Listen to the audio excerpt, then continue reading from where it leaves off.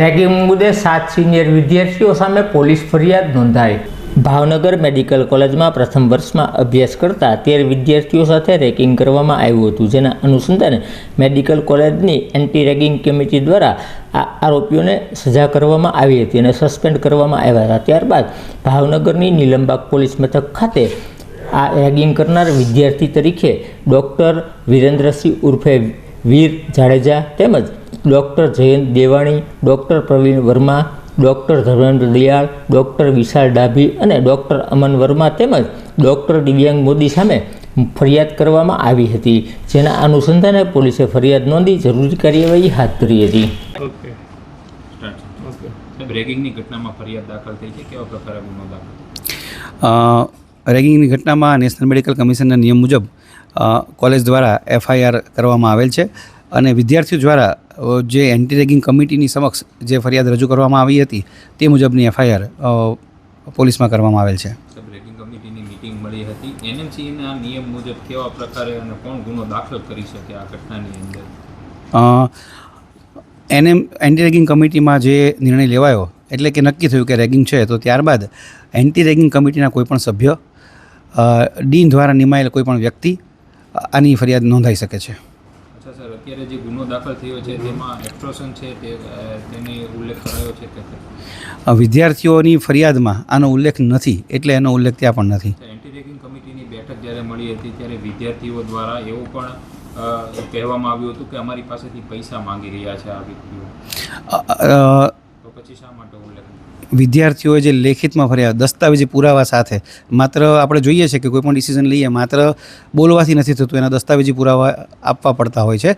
તો એ દસ્તાવેજી પુરાવા અને લખાણમાં કોઈપણ જગ્યાએ વિદ્યાર્થીઓએ જ્યારે પોતે ફરિયાદ આપી છે એમાં આ બાબતનો ઉલ્લેખ નથી। તમને જે પુરાવો આપ્યા એમાં કંઈક ગૂગલ પેના સ્ક્રીનશોટ તમને આપ્યા છે, જેમાં 2600ની રકમ જે 4900ની રકમ જેવી ટ્રાન્સફર થઈ હોય તેવા પુરાવા આપ્યા છે। એ લોકોનું કહેવાનું એવું હતું કે એ અમારા ઇન્ટરનલ કન્વર્ઝેશનના હતા, એટલે પણ એ બાબતે એ લોકોને કોઈ ફરિયાદ છે નહીં। સર, આપના દ્વારા HODને આ બાબતે ફરિયાદ નોંધાવવા માટે કહેવામાં આવ્યું હતું?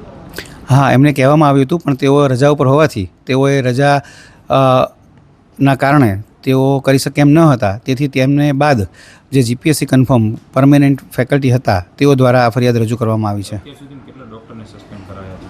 અત્યાર સુધીમાં કુલ 7 તબીબી રેસિડેન્ટ વિદ્યાર્થીઓને સસ્પેન્ડ કરવામાં આવ્યા છે। એક વિદ્યાર્થીને 2 વર્ષ, 3 વિદ્યાર્થીઓને 1 વર્ષ અને 3 વિદ્યાર્થીઓને 6 મહિના માટે। સાહેબ, ઓર્થોપેડિકના જે HOD છે તે વારંવાર આવી બનાવો બનતા હોય છે ત્યારે ગેરહાજર રહેતા હોય છે। આ સૂત્રો પછી એવી પણ વાત મળી છે કે અત્યારે પણ તેમણે કંઈક રાજીનામું ધરી દીધું છે, એ હકીકત શું છે? એમણે આશરે 1.5 વર્ષથી રાજીનામું મૂકેલું છે અને તેઓ રાજીનામું માટે તૈયાર છે।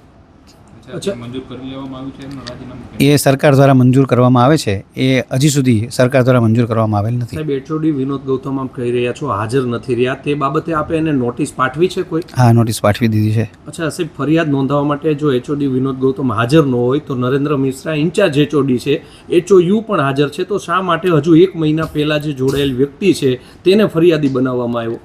2 મિનિટ પહેલાં જ મેં આપને વાત કરી કે જે આપે નામ લીધા એ 11 મંથ કોન્ટ્રાક્ટ સરકારની જે પદ્ધતિ છે એના ડૉક્ટરો છે જે કાયમી ડૉક્ટરો ગણાતા નથી, એટલે જે GPSC અથવા તો DPCથી જે ડૉક્ટરો હોય છે એ કાયમી ડૉક્ટરો કહેવાય છે અને એને સરકાર વજૂદ ગણતી હોય છે, એટલે એમના દ્વારા કરવામાં આવી છે। અચ્છા સાહેબ, વિનોદ ગૌતમને કેટલો પગાર છે તે અહીંયાથી ચૂકવવામાં આવે છે?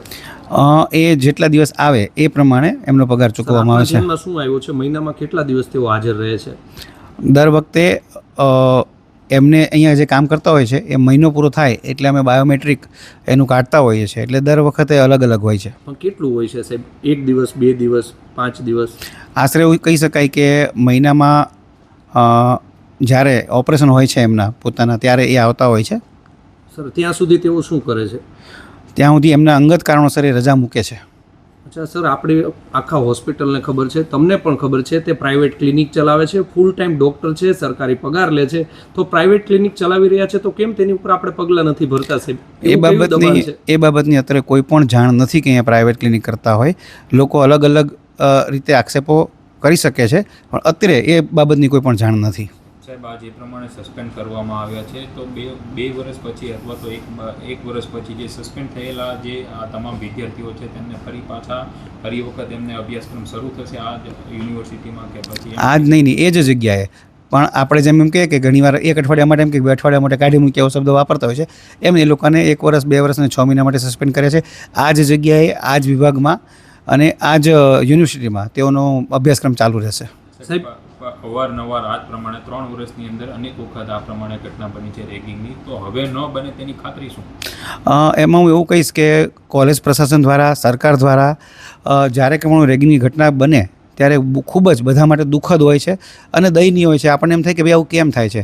આપે નોંધ્યું હશે કે ગયા વખતે પણ 2 વર્ષની સજા કરી હતી, એટલે અમે પોતે સરપ્રાઈઝ છીએ અને અમને પોતાને દુઃખ એ બાબતનું છે કે 2 વર્ષની સજા ગઈ વખતે થઈ હોવા છતાં હજી સુધી વિદ્યાર્થીઓ આ બાબતનું કેમ સમજતા નથી. અને આ વખતે પણ જે નિર્ણય લેવાયો છે 100% NMCના અને સુપ્રીમ કોર્ટના નિયમ પ્રમાણે અમને એવી આશા છે કે હવે ભવિષ્યમાં આ પ્રકારની કોઈ ઘટના નહીં ઘટે અને એટલા માટે જ રાજ્ય સરકાર દ્વારા ભારત સરકાર દ્વારા કોલેજ દ્વારા જે રેગિંગ છે એની માટે 0 ટોલરન્સ રાખવામાં આવેલું છે જેથી આ ઘટના ન બને. સાહેબ જે ઓર્થોપેડિક વિભાગમાં ગંભીર ઘટના બની છે તેમાં ટોટલ કેટલા ડૉક્ટરો છે અને કેટલા વિથ પ્રાઇવેટ પ્રેક્ટિસ નોકરી કરે છે?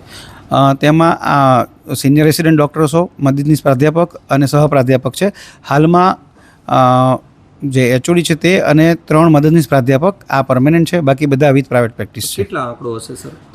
બીજા 5 ડૉક્ટરો આ સિવાયના પરમેનન્ટ સિવાયના 5 ડૉક્ટરો છે કે જે વિથ પ્રાઇવેટ પ્રેક્ટિસ છે. સાહેબ આક્ષેપો અત્યારે દર્દીઓ દ્વારા પણ લગાવવામાં આવી રહ્યા છે કે આ વિથ પ્રાઇવેટ પ્રેક્ટિસ જે નોકરી કરતા હોય છે સરટી હોસ્પિટલમાં ઓર્થોપેડિક વિભાગમાં જ ઇમ્પ્લાન્ટની અછત છે તે કાયદેસર રીતે ઊભી કરવામાં આવે છે અને ત્યાંથી આ ડૉક્ટરો દ્વારા કહેવામાં આવે છે અમારા પ્રાઇવેટ હોસ્પિટલમાં આવી જાઓ. જે અત્યારે ઇન્ચાર્જ HOD છે તેમજ HOU છે, બંને ભાગીદારીમાં હોસ્પિટલ ચલાવે છે, માટે આ જે ઇમ્પ્લાન્ટની અછત છે તે ઊભી કરવામાં આવી છે. આવી ઘટના કોઈ આપણા ધ્યાનમાં છે?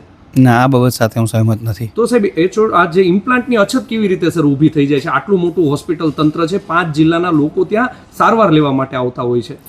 એ બાબતની વધારે વાત આપ હોસ્પિટલમાં કરી શકશો, કારણ કે કેવી રીતે પ્રોસિજર છે, ક્યાં અટકે છે, શું છે એની જાણ આપણને હોસ્પિટલથી મળી શકશે. સર અંતિમ સવાલ, આ જે ઓર્થોપેડિક વિભાગ હોય કે હોસ્પિટલનો કોઈ પણ વિભાગ હોય, પ્રાઇવેટ પ્રેક્ટિસ નોકરી કરે છે તેનો સરકારી સમયગાળો શું છે, ટાઈમ શું છે?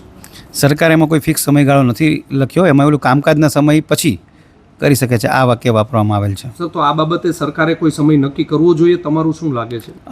અમે અલગ અલગ જગ્યાએથી એ પ્રકારનું રિપ્રેઝન્ટેશન થયું છે કે ફિક્સ સમય આંકડો કંઈ લખીને આવે તો આપણે એ પ્રમાણે આગળ કાર્યવાહી કરી શકીએ.